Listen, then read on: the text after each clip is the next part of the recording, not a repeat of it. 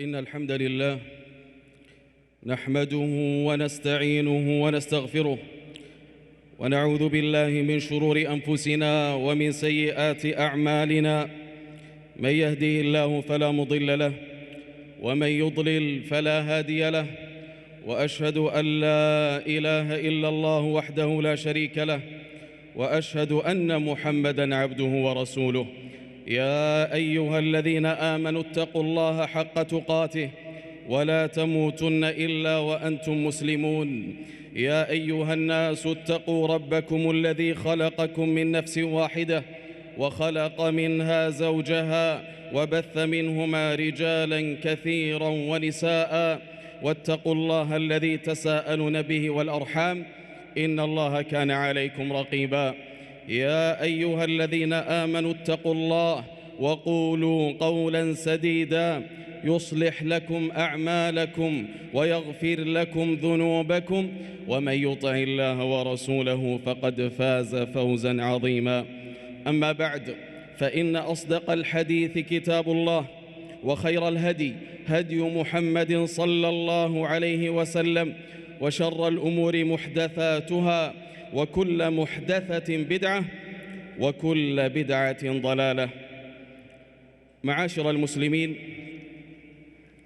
لقد خلق الله بني آدم وأشهدهم على أنفسهم فأقروا بربوبيته المستلزمة لألوهيته، كما قال جل في قدرته: وإذ أخذ ربك من بني آدم من ظهورهم ذريتهم وأشهدهم على أنفسهم ألست بربكم قالوا بلى شهدنا.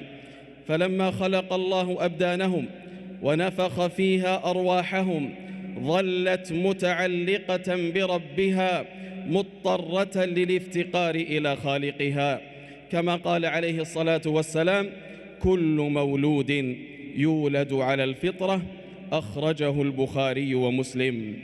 وإن أعظم العبادات العملية التي تغذي هذه المطالب الروحية وتحقق الحوائج الفطرية هي عبادة الصلاة لرب البرية، ولذلك كانت عمود الدين وصلة العبد برب العالمين وقربة جميع الأنبياء والمرسلين.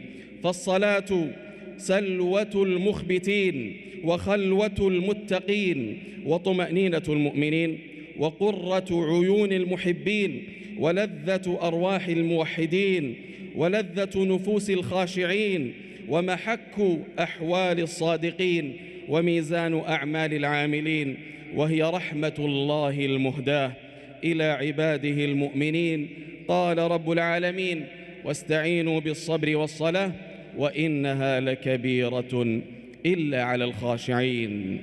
أيها الناس، الصلاة لها في الإسلام منزلة عظيمة ومكانة رفيعة، فلقد فرضها الله من غير واسطة في ليلة الإسراء والمعراج من فوق 7 سماوات، فهي أفضل الأعمال بعد الشهادتين، وهي عماد الدين وأكثر الفرائض ذكرا في كتاب الله المبين، وآخر وصية أوصى بها أمته خاتم النبيين، وأول ما يحاسب عليه العبد من حقوق رب العالمين.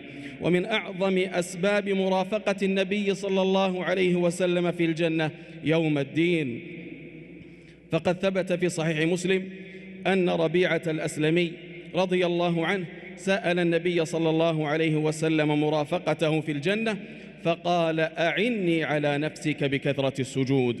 ثم اعلموا رحمكم الله أن لله في كل جارحة من جوارح العبد عبودية تخصها وطاعة مطلوبة منها خلقت وهيئت لأجلها، والصلاة وضعت لاستعمال الجوارح جميعها في عبودية خالقها، فلكل عبودية في الصلاة سر وتأثير وعبودية لا تحصل من غيرها، فمن استعمل تلك الجوارح فيما خلقت له فهو السعيد الذي ربحت تجارته وحطت خطيئته ورفعت درجته، لأنه عرف طريق النجاة ووقف على قدم الأدب في المناجاة فنال من ربه ما رجاه، فله عنده أعظم قدر وجاه.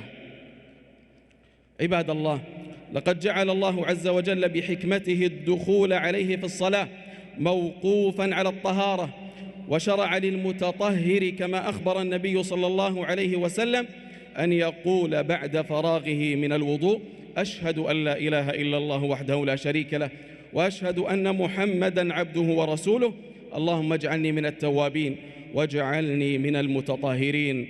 أخرجه الترمذي وصححه الألباني.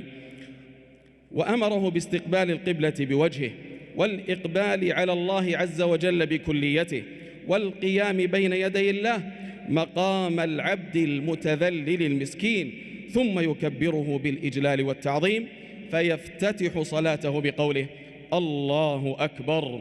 الله أكبر إعلانا للتوحيد، الله أكبر براءة من الشرك، الله أكبر من متع الدنيا وملذاتها، الله أكبر من همومها وملهياتها، فيتخلى المصلي عن العوائق ويقطع جميع العلائق.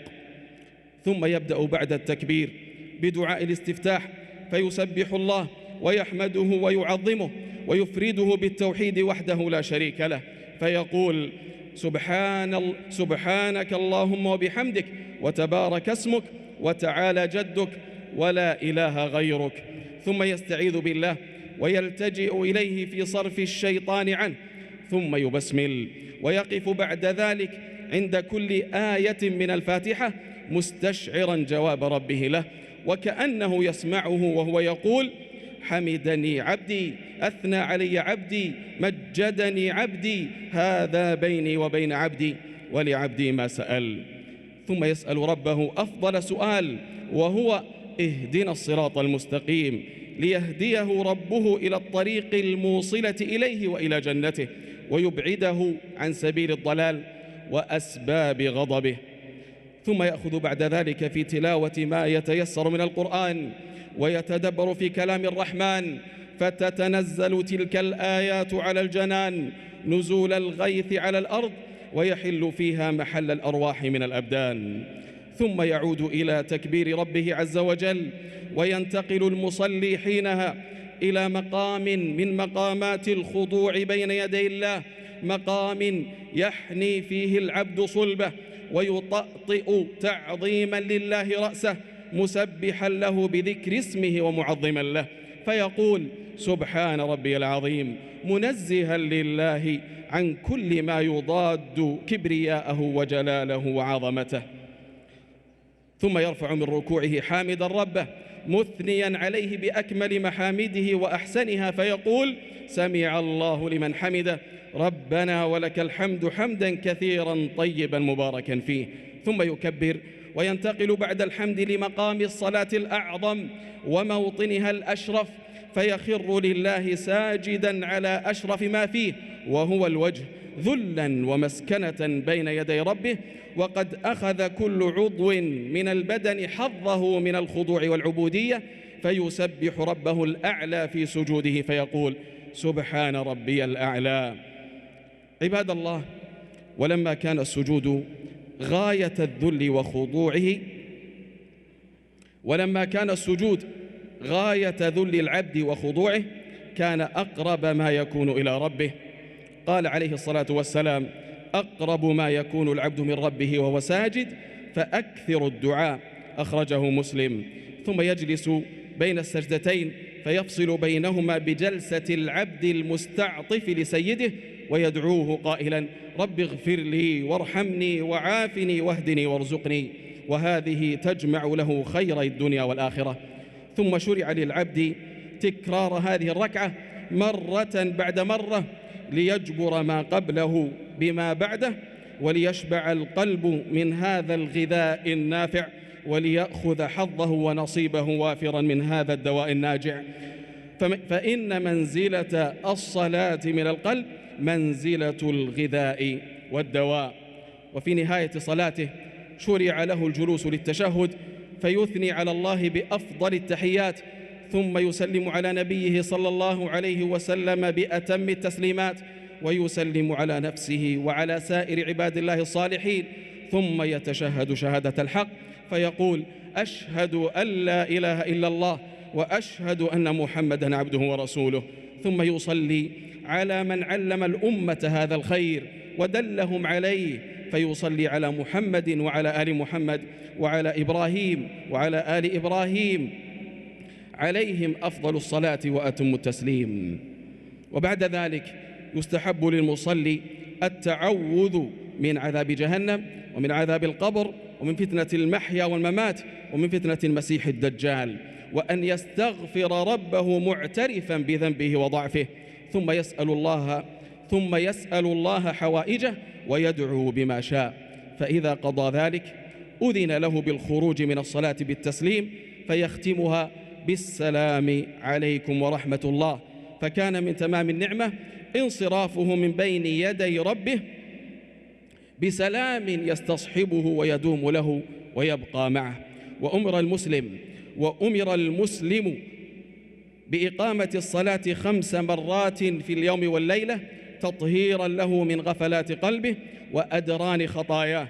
قال جل في علاه: وأقم الصلاة طرفي النهار وزلفا من الليل إن الحسنات يذهبن السيئات ذلك ذكرى للذاكرين. وقال صلى الله عليه وسلم: أرأيتم لو أن نهرا بباب أحدكم يغتسل منه كل يوم 5 مرات هل يبقى من درنه شيء؟ قالوا: لا يبقى من درنه شيء. قال: فذلك مثل الصلوات ال5 يمحو الله بهن الخطايا. متفق عليه. وبذلك أيها المؤمنون تتم الصلة الحقيقية بين العبد وربه، فترتقي الروح إلى مدارج عالية من التقوى والطمأنينة والسكينة والخشوع، فتؤتي في النفس أكلها وتثمر في العبد آثارها، وبذلك يحصل للعبد الفلاح الذي وعد به الله أهل الإيمان والصلاح، حيث قال الله: قد أفلح المؤمنون الذين هم في صلاتهم خاشعون. وهذه مقامات من الإيمان عالية وترفع عن دركات الدنيا الفانية لا يرتقى إليها إلا بمراكب الخشوع والاصطبار عليها. قال الله تعالى: واستعينوا بالصبر والصلاة وإنها لكبيرة إلا على الخاشعين.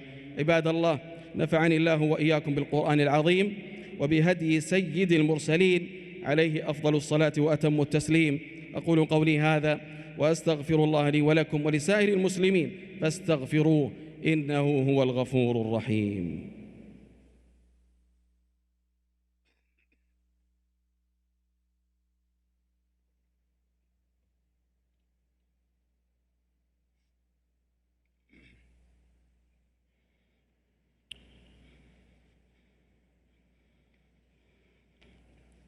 الحمد لله رب العالمين، جعل الصلاة كتابا موقوتا على المؤمنين، وأشهد أن لا إله إلا الله وحده لا شريك له مخلصين له الدين، وأشهد أن محمدًا عبده ورسوله إمام الغر المحجلين، صلى الله عليه وعلى آله وأصحابه ومن تبعهم بإحسان إلى يوم الدين، وسلم تسليما كثيرا.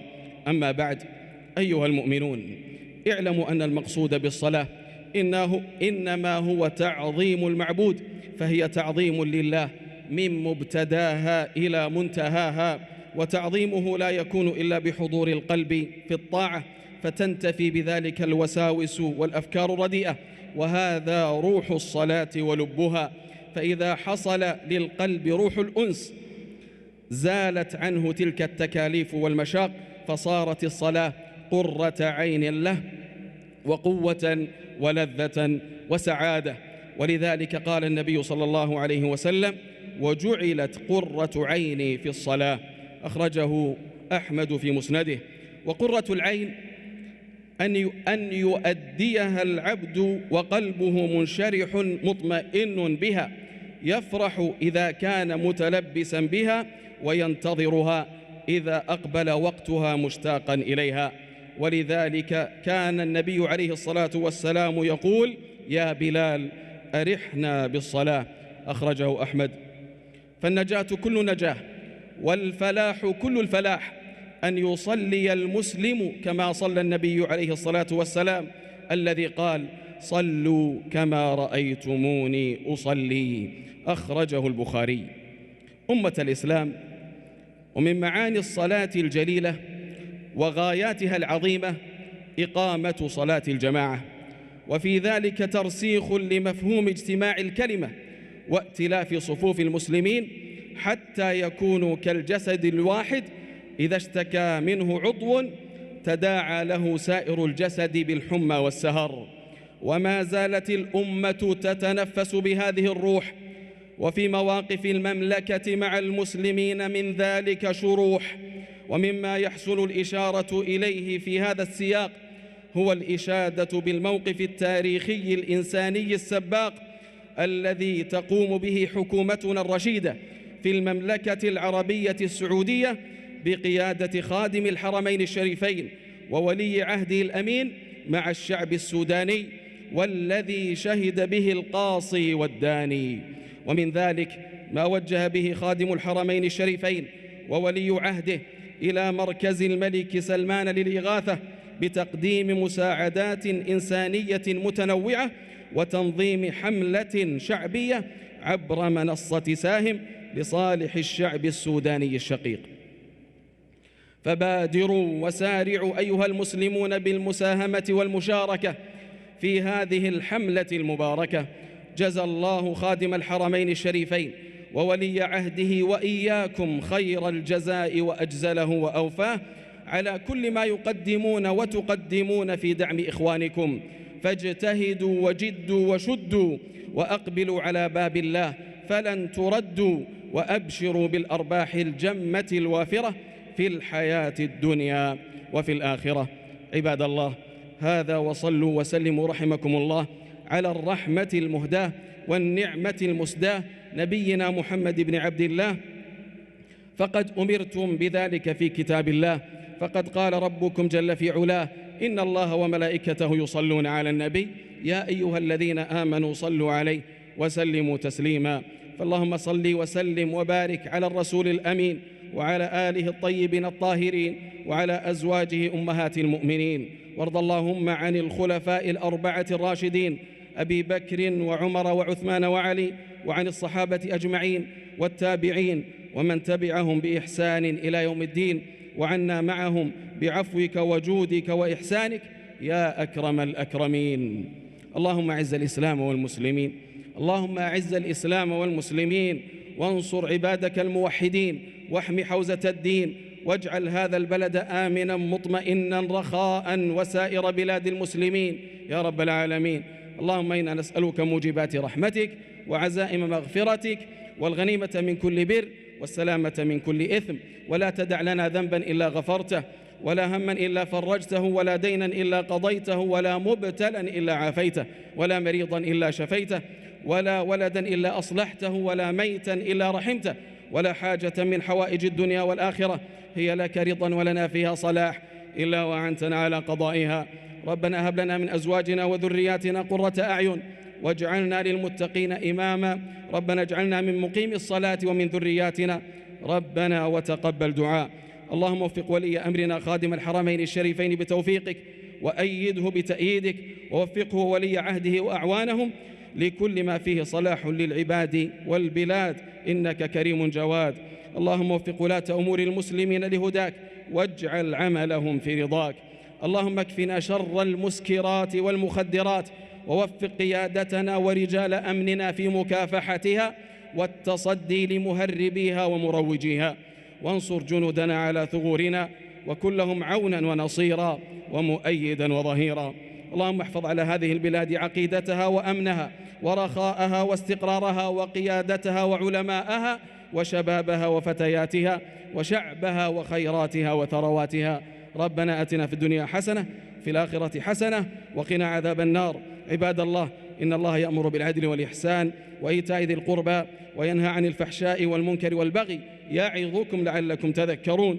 فاذكروا الله العلي العظيم الجليل يذكركم، ولذكر الله أكبر، والله يعلم ما تصنعون.